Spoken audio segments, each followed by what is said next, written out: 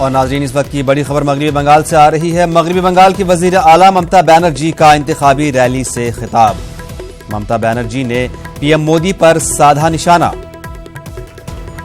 ममता बनर्जी ने election commission को नरेंद्र मोदी का भाई बताया है और साथ ही साथ ये कहा कि मैंने जो तबसरा किया है उस पर मैं जेल जाने के लिए तैयार हूं।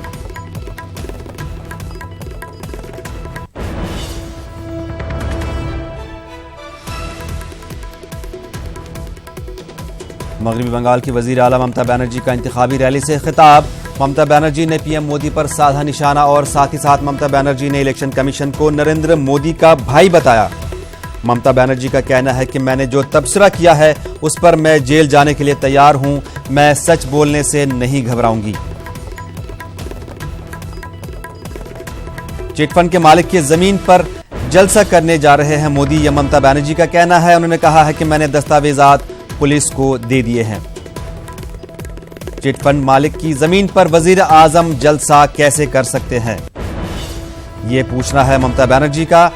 ममता बनर्जी का कहना है कि चिटफंड के मालिक की जमीन पर आज मोदी जलसा करने जा रहे हैं और मैंने दस्तावेजात पुलिस को दे दिए हैं।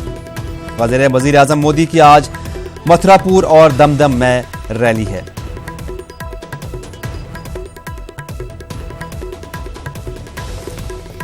मगरबी बंगाल की वज़ीर आला ममता बनर्जी का इंतखाबी रैली से खिताब और जिसमें उन्होंने वज़ीर आज़म मोदी को तनकीद का निशाना बनाया, उन पर निशाना साधा। इस मामले पर हमारे साथ फोन लाइन पर जुड़ी हैं शबाना, कोलकाता से शबाना जुड़ी है। शबाना, ये पूरा मामला क्या है? ममता बनर्जी ने किस तरह से ये दावा किया है कि वज़ीर आज़म मोदी आज चिटफंड मालिक के जमीन पर जलसा करने जा रहे हैं?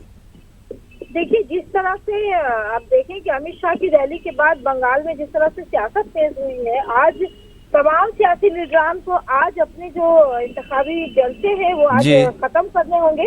और यही वजह है कि ममता बनर्जी आज जितने भी होंगे, खुद उन्होंने कहा है कि गर्मी बहुत ज्यादा है, मुझे 17 से 18 किलोमीटर पैदल चलना पड़ रहा है, लेकिन उसके बावजूद मैं कर रही हूँ क्योंकि मेरे ऊपर एक पाबंदी थोपी गई है जो बिल्कुल मेरे खिलाफ है। और आज जिस तरह से उन्होंने इल्जाम लगाया है कि वज़ीर आज़म मोदी जो 4:30 बजे 4:45 पर उनका टाइम है कि वो मथुरापुर में जो कोलकाता के करीब है वहाँ जो है वो इंतखाबी जलसे से खिताब करेंगे, तो वो चिटफंड ओनर की जमीन है। तो ये अपने आप में एक बहुत बड़ा इल्जाम है। और उन्होंने ये भी कहा है कि उन्होंने सारी रिपोर्ट जो है वो पुलिस को दे दी है, लोकल कांस्टेबल के जरिए जो है वो सारी रिपोर्ट पुलिस को दे रही है। तो इससे आप अंदाजा लगाएं कि अगर आज बीजेपी के इस जलसे में अगर मोदी जो है वो वज़ीर आज़म मोदी अगर जलसा करते हैं तो ये कितना बड़ा इल्जाम होगा। और इस इल्जाम के साथ जो है वो इन्हें ये जलसा करना पड़ेगा। साथ ही साथ उन्होंने ये भी कहा कि वो इलेक्शन कमीशन वो नरेंद्र मोदी के भाई है। उन्होंने कहा है कि मैं ये कहने में मुझे दुख हो रहा है, लेकिन उसके बावजूद अगर मुझे इस मामले में अगर मुझे जेल भी भेजा जाए तो मैं उसके लिए तैयार हूँ। तो आप अंदाजा लगा सकते हैं कि कितना बड़ा इल्जाम है जिन्होंने आज लगाए हैं। और साथ ही साथ अभी उन्होंने जो एक और बात कही है, ईवीएम मशीन के आसपास जितने भी पार्टी कैडरों को उन्होंने कहा है कि ईवीएम मशीन के आसपास आप रहें और ईवीएम मशीन के आसपास कैंप लगा कर रहे, क्योंकि मुझे खबर मिली है कि मिडनाइट में ये लोग यानी बीजेपी जो है वो ईवीएम मशीन चेंज कर सकती है। तो एक तरफ पूरी तरह यानी कि ममता बनर्जी को कहीं न कहीं इस बात का खदशा है, शुबा है कि ईवीएम से भी गड़बड़ी की जा सकती है। बिल्कुल, जिस तरह से आप देखें कि इलेक्शन से पहले जो सारी पार्टियां ईवीएम को लेकर सवाल उठा रही थी, आपने देखा होगा कि बंगाल से लेकर दिल्ली और मुख्तलिफ रियासतों में इसके लिए एहतजाज हुए थे और इलेक्शन कमीशन में दरखास्त भी दी गई थी, इसको लेकर केस भी किया गया था। आज अगर ममता बनर्जी बाज़ाब्ता तौर पर ये सवाल उठा रही है, पार्टी कैडरों को कह रही है कि वो ईवीएम मशीन के पास कैंप लगा के रहे, आसपास रहे, कहीं ना जाए, और क्योंकि मिडनाइट में ईवीएम मशीन चेंज करने की तैयारी चल रही है, तो ये एक बहुत बड़ा इल्जाम है जिसका जवाब खुद इलेक्शन कमीशन को सामने आकर देना होगा। और दूसरी तरफ आप देखें कि अगर इस वाकये से, जिस तरह से अमित शाह की रैली के बाद जो विद्यासागर कॉलेज में जो स्टैचू तोड़ा गया ममता बनर्जी ने आज ये भी कहा था कि वो ये कह रहे हैं कि यूपी में एक सभा में कहा है कि हम जो है स्टैचू बना देंगे, लेकिन हमें उनका पैसा नहीं चाहिए, स्टैचू हम खुद बना लेंगे।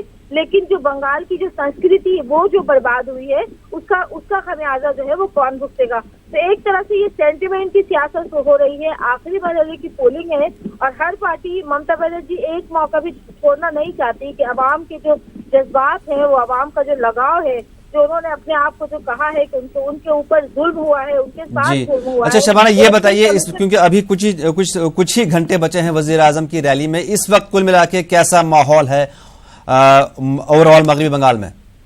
देखिए, अब जब वजीर आला ने जब अब पूरे एक सभा में कहा है कि वजीर आजम आज जो सभा कर रहे हैं वो इस चिटफंड ओनर की जमीन है, तो एक तरफ बीजेपी जिस मुद्दे को लेकर बंगाल में जो है वो रैलियां कर रही है, आवाज उठा रही है और लोगों से वोट मांग रही है। क्यों वोट मांग रही है? तरक्की का मुद्दा नहीं है, मुद्दा ये है कि ममता गवर्नमेंट ने शारदा और नारदा में बंगाल को जो है वो बिल्कुल खोखला किया है। जो बीजेपी के लीडर कह रहे हैं, अमित शाह कह रहे हैं, वजीर आजम कह रहे हैं, शारदा और नारदा घोटाला हुआ है और हम आपको इससे जो है वो मुक्ति दिलाएंगे, इसका जो है इंसाफ दिलाएंगे। और अगर आज ममता बनर्जी ये कहती है कि शारदा नारदा जो चिट फंड की जो मालिक है उनकी जमीन पर वजीर आजम जो है वो जलसा करेंगे, तो आप अंदाजा लगाएं कि कितनी बड़ी बात होगी, जिसका जवाब जो है वो आवाम को देना होगा कि आप एक तरफ चिट फंड से मुक्त की बात करें, बंगाल को चिट फंड से मुक्त करेंगे, जिन लोगों के पैसे गए हैं उन्हें लौटाएंगे, उन्हें इंसाफ दिलाएंगे, जो एक बड़ा मुद्दा है, जो एक खास मुद्दा है। और इसी पर लोग जो है अगर ममता गवर्नमेंट से नाराज है तो उसकी बड़ी वजह कहीं ना कहीं यही है कि अगर एंटी ममता वोट अगर बीजेपी को जाता है तो वो इसकी बड़ी वजह ये है कि बंगाल में कई घोटाले हुए हैं और एक बड़ी आबादी जो है, एक बड़ी तादाद में लोग जो है इससे मुतासिर हुए हैं, जो आज नाराज है। देखिए आप, कहीं सड़क का मुद्दा नहीं है, तालीम का मुद्दा नहीं है, नौकरी का मुद्दा नहीं है, जो सबसे बड़ा मुद्दा है आज वोट के लिए वो है शारदा और नारदा घोटाला, जिससे एक बड़ी आबादी जो है वो मुतासिर हुई है, और ममता बनर्जी से नाराज भी है। ठीक है, बहुत बहुत शुक्रिया शबाना इस तमाम जानकारी के लिए। आपसे मजीद जानकारी भी लेते रहेंगे।